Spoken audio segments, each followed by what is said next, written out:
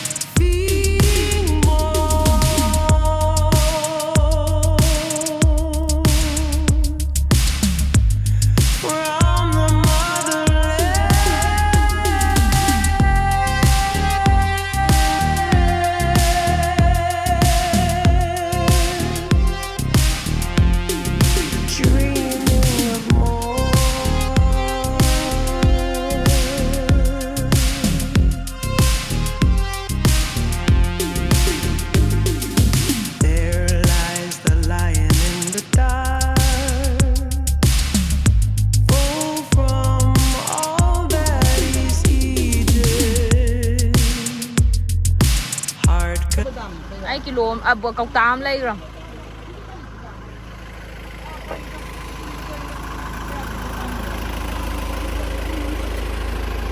Ame bari dim se tani kilo.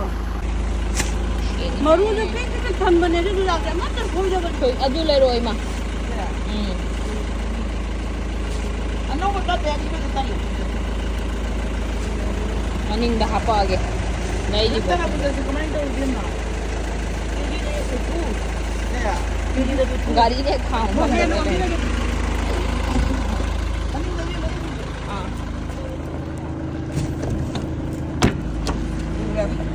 dạ cái nọ lấy vợ nó tết tàu giờ lấy đi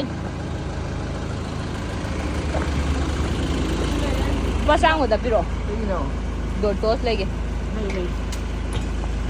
hơi cái nhỏ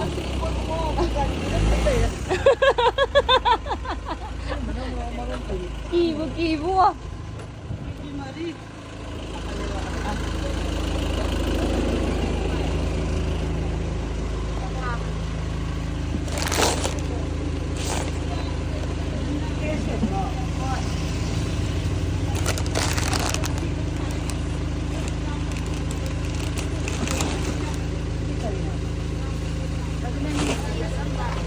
Chile. Esto बढ़िया हुआ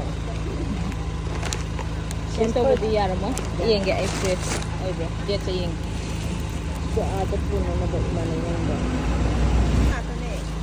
Pina porti Thai na oh sida thawa sida kai nom Thai oh sumo mon 180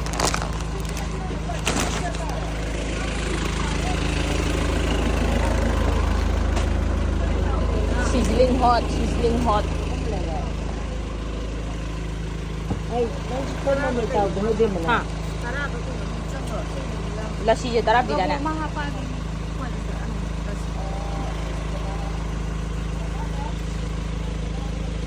lassi de log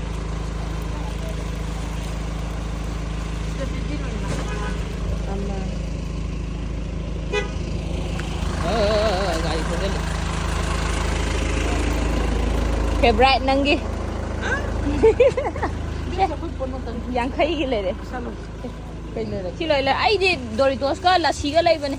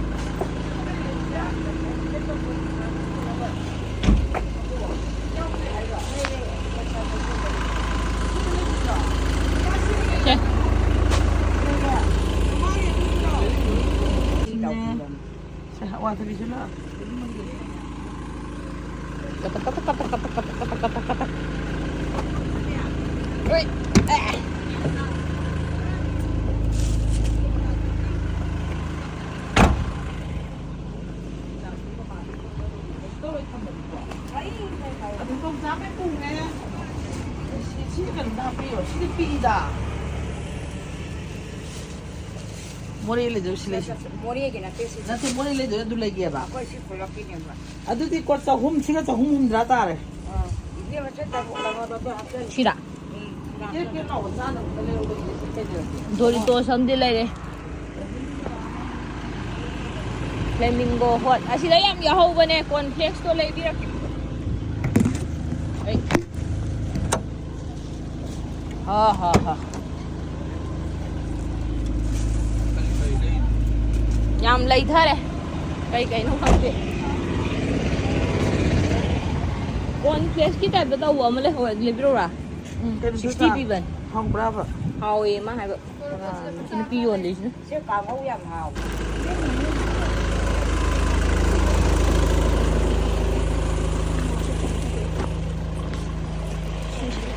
Sini pion. 60 này đây nè. Giá này là bay rồi.